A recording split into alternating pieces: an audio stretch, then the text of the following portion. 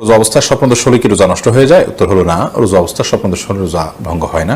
একটু আগে আমরা বলেছি স্বপ্নে যাই কিছু দেখুক মানুষ, তার জন্য বান্দাকে কোনো দায়বদ্ধতা বহন করতে হয় না। তবে স্বপ্নদোষের ফলে যদি বীর্যপাত হয়ে থাকে তার ফলে গোসল ফরজ ঠিকই হবে।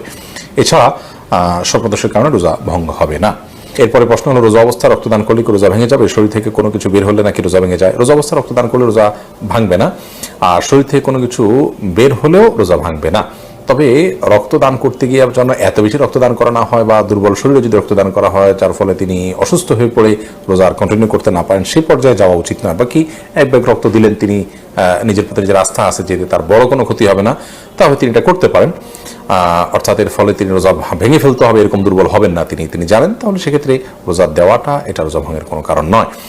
আর শরীর থেকে কিছু বের হলে রোজা ভঙ্গ হবে না। আমরা অনেকে মনে করি শরীর থেকে কিছু বের হলে রোজা ভঙ্গ হবে। কেউ একটু বমি করেছেন অল্প স্বল্প, তাদের রোজা ভঙ্গ হবে না। রক্ত দিয়েছেন এক ব্যাগ, তাদের রোজা ভঙ্গ হবে না। তবে ইচ্ছাকৃত বমি করলে সেটি রোজা ভঙ্গের কারণ হবে। মূলত শরীরে কোনো কিছু প্রবেশ করলে, শরীরেও না, পাকস্থলীতে, পেটে খাদ্যের কাজ দেয়, এরকম কোনো কিছু হলে সেটি রোজা ভঙ্গের কারণ হবে।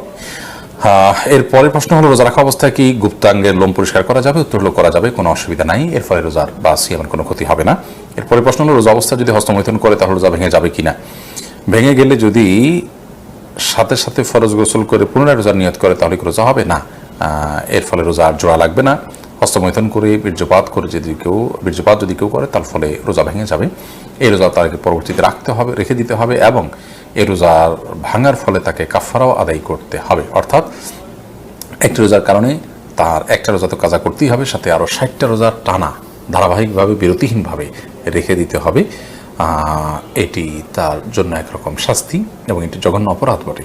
যার কারণে আল্লাহ মাফ করুক, এ ধরনের অপরাধ থেকে আল্লাহ তাআলা হেফাজত করুন, এবং এই ধরনের অপরাধ থেকে আমাদেরকে বেঁচে থাকার মতো ইমানের শক্তি, তাকওয়া আল্লাহ তাআলা আমাদেরকে দান করুন।